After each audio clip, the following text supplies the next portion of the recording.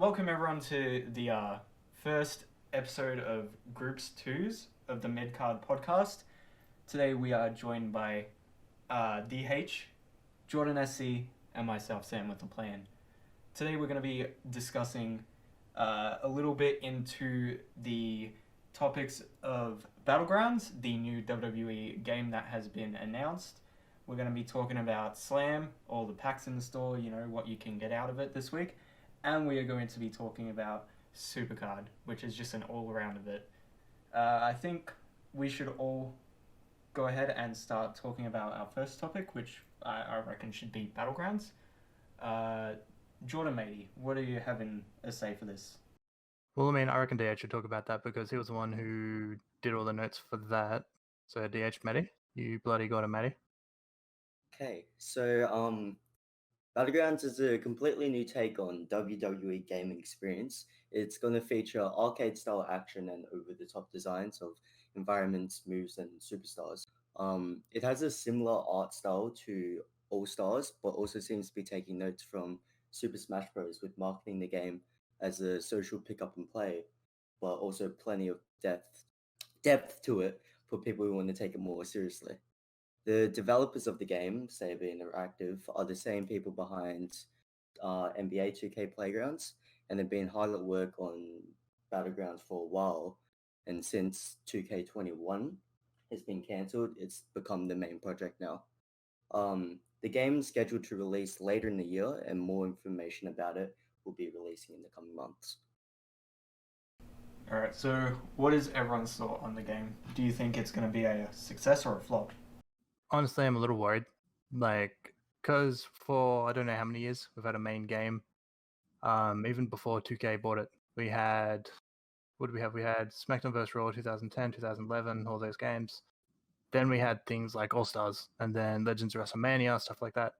Now a side game's going to be the main game. I don't know how the fuck that's going to work. Yeah. I don't think it will. It was a side project that they've been working on for 2 years? Yeah, roughly about that. 2 years. Yeah. So now they're going to have to, I don't know, make a miracle from that shit. Because it's basically having to work with All Stars, having a small roster, small arenas, nothing really in it, unless they really, I don't know, put a lot of effort into it. That's replacing the main game this year. Yeah. There's no 2K21. There's no career mode, there's no universe mode, there's no Hell in a Cell, none of that shit. This is replacing all of that. And the thing is, I don't think it would replace it well. Yeah. They're going to have to release, DLCs constantly. They're going to have to add, because with this being, what worked on a couple of years ago, people which are now on the roster are going to have to be added to the game. You're going to have people like Garza, like Humberto, like Austin Theory. People who weren't in an older game now going to be in this game, but will they actually do that though? I think the game itself could be a success, but the problem is like what you said, they're trying to push themselves forward as this game being the main franchise drop this year, because if anything, if none of this shit happened last year with the game, and they didn't drop all the partners that they had, we probably would have seen it as just a throwaway kind of side project. And now they're being forced to 100% focus in on it. I think that because it's now becoming 100% their focus, and they've already known the failures of 2K20, they can kind of try to sort of mold it with that. But I think the problem is going to be if they are putting it because it is going to be the main project, they're going to treat it like it when it might not deserve to be treated that same way.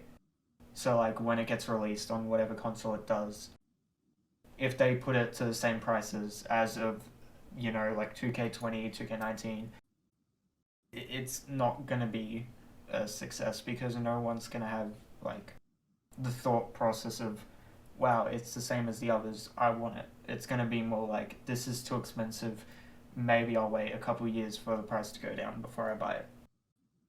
this game might be a positive and a negative. Like the way I see it as a negative is because think of it like when All Stars came out, right? 2011, something like that. Imagine if WWE 12 never happened. Yeah. That's pretty much what this is. This year's not happening. It's literally being replaced with All Stars this year. And that was what, a half-made game?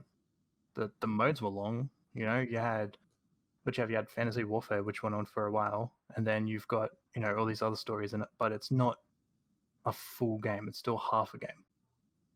I mean, it could also be a good thing because what people have wanted for a while is for live updates. This could have live updates. You know, just have the DLC packs, sure, but then add in, like, I don't know, say if some people can't make the roster, which should be on it, say like Humberto, right? Live update, add them in. Easy. They've paid for the game. They've paid, I'm assuming, what's going to be full price to make up for the money that they're going to lose from not having a full game. So they need it to be worth that full price. And it's just like, you know, with everything that's happening now, it's sort of like happened. There was no warning. There was nothing. So I doubt that they've had a backup plan like this. It's more just a scrapped project which is now being pushed ahead, being like, okay, this is this year's game now. So I mean, it could be good. The trailer looks really good, but the trailer is also very outdated. Like old logos. You know, they've still got the old WWE logo. What the fuck? You know, they're gonna have to go through, update all of that, as well as update attires of people who might have old ones. And like, we've only seen what, 4 people in the game so far? Yeah, about 4 or 5. Yeah. So Jonathan Rock. Yeah. Yeah. So you know, the roster might only be small, or that could be more of the, you know, some of the finished projects in it. You know, like there's going to be at least, I reckon, like maybe 20 people in it. Yeah. They're probably like the finished ones. Everyone else is probably being updated, whatever's getting done to those. But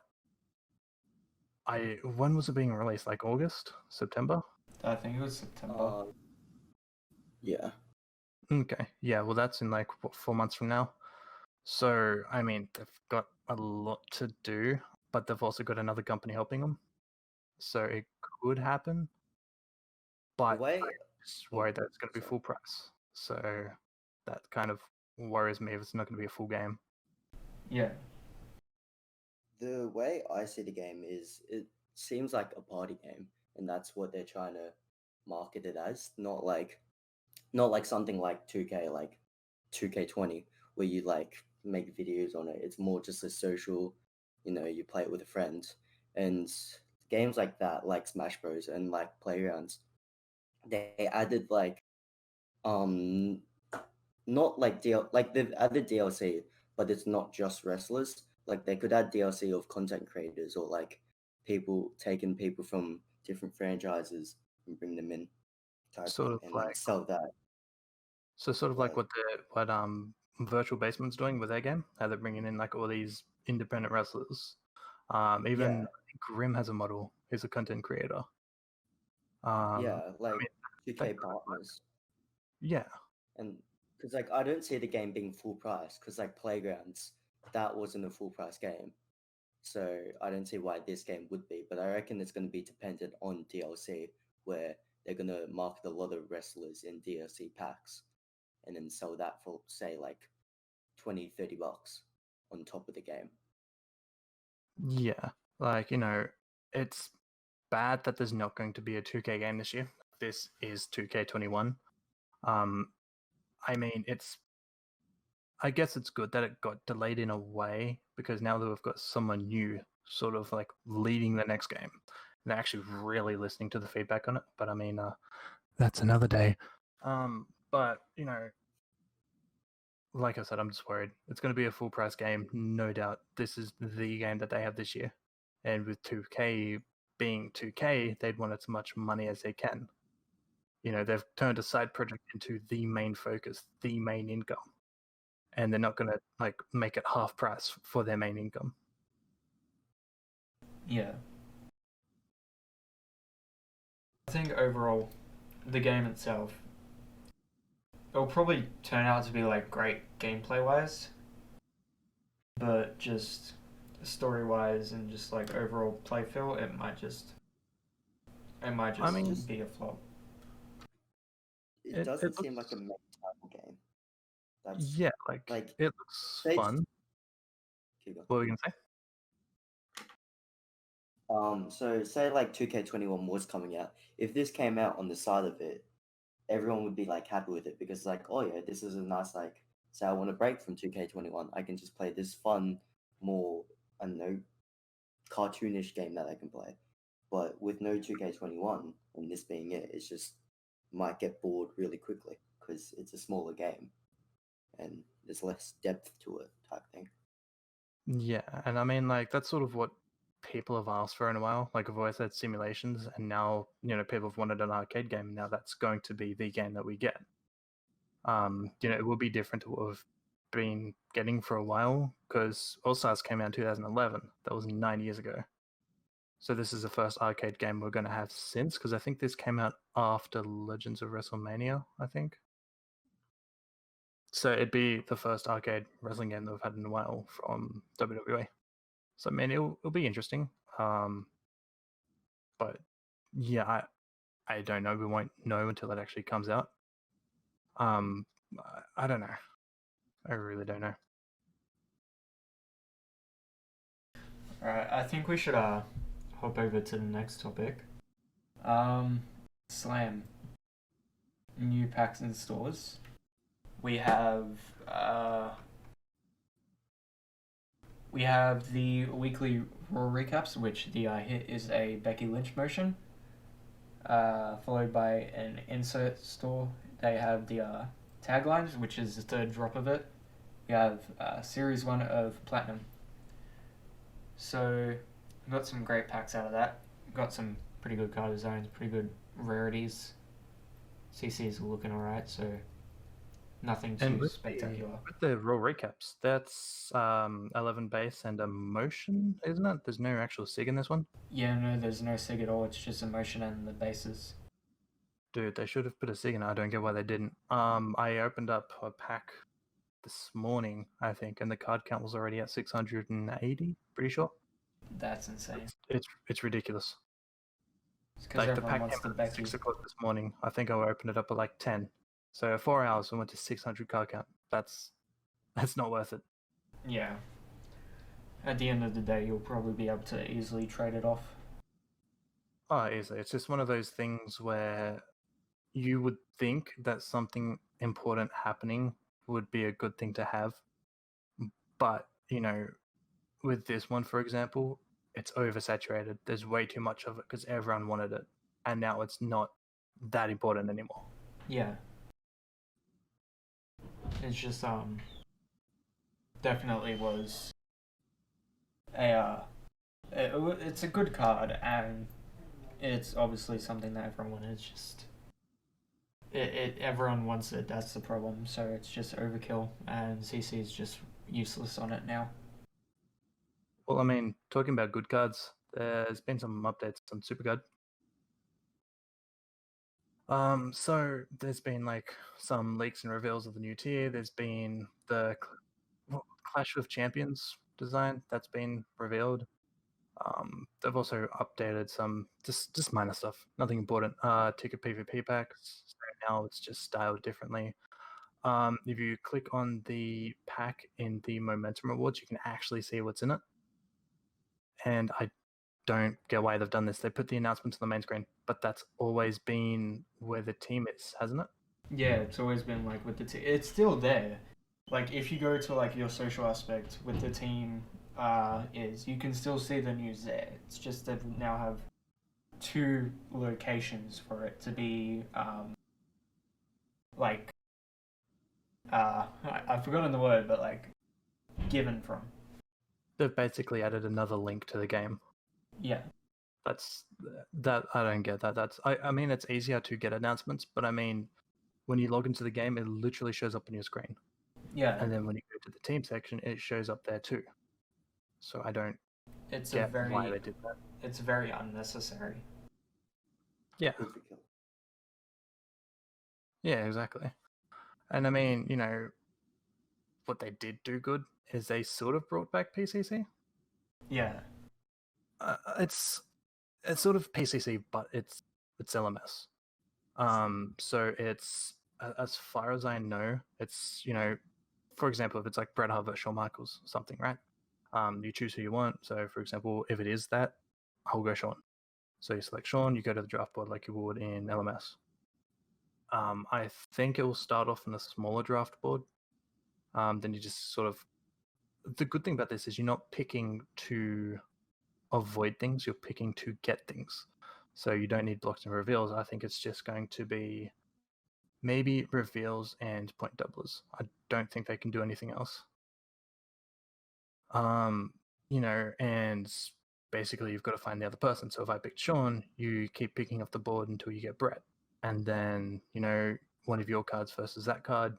And then if you win, you move on to the next round. I think when you lose, it might be sort of like LMS, how you've got to wait a little bit, then you can play again.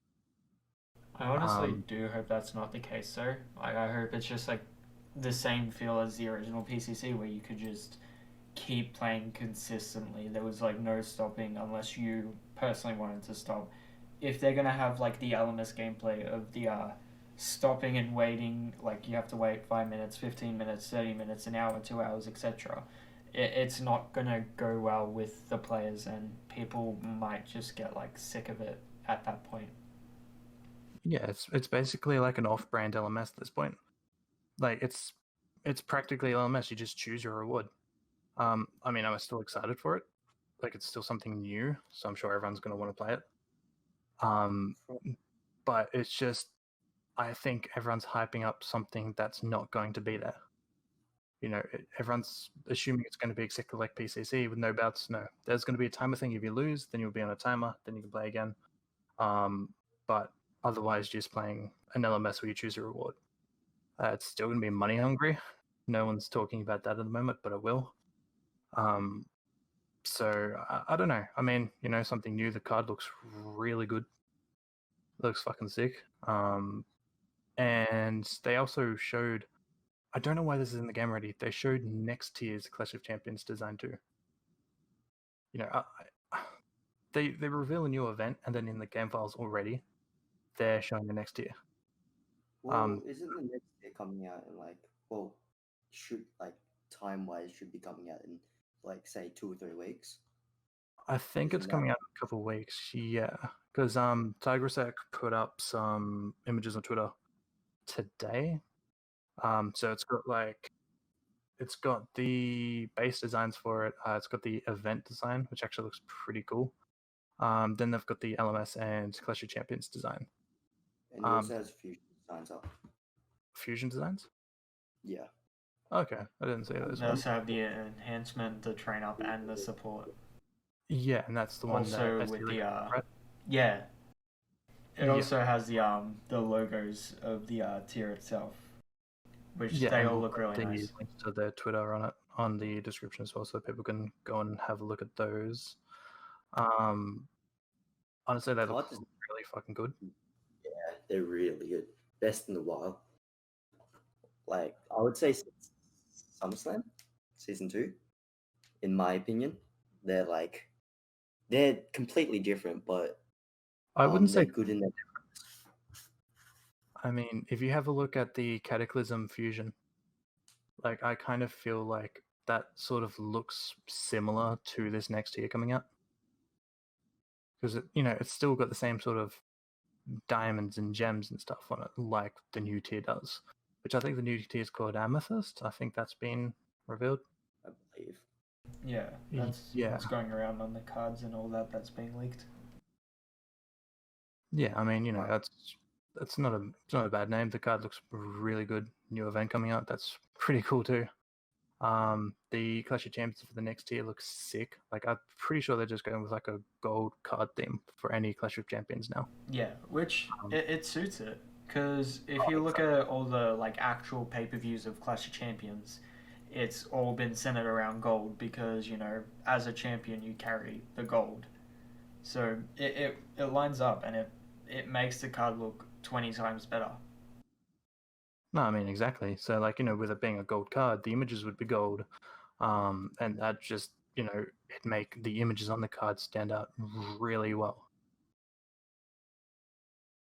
One thing to bring up about card designs would be I know for the base, event, and LMS, they all have like a crystal monster type thing in the background.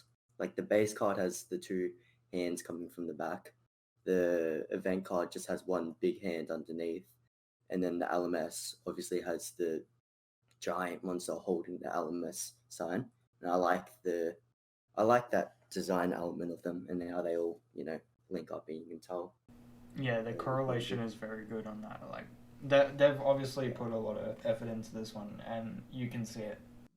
Yeah, I actually never noticed that. So it's sort of like a similarity between all the cards, but with it sort of being different. Like with the event card, it's there, you can see the hand, but it's not noticeable. With the base, you can see it again, but it's a little bit more noticeable, but not to the point where you're like, okay, that's a hand. And then with the LMS, it's there. It's sort of like start to finish, and the LMS is like the end product of the card. I also think pro animations look really good for them because they've also been leaked. Just the way that they just look really nice and pleasing.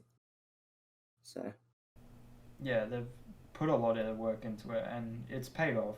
It's the best design of like a tier in a really long time, like in my personal opinion. Oh, for sure.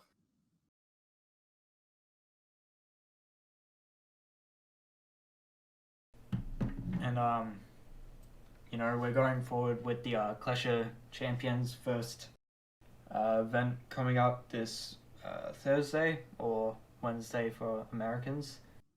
And is it 4 or 5 days? Pardon? It first starts? It starts in like 4 yeah, Fridays now, since time change. Oh, that's right. Yeah, 5 a.m. Friday for Australians.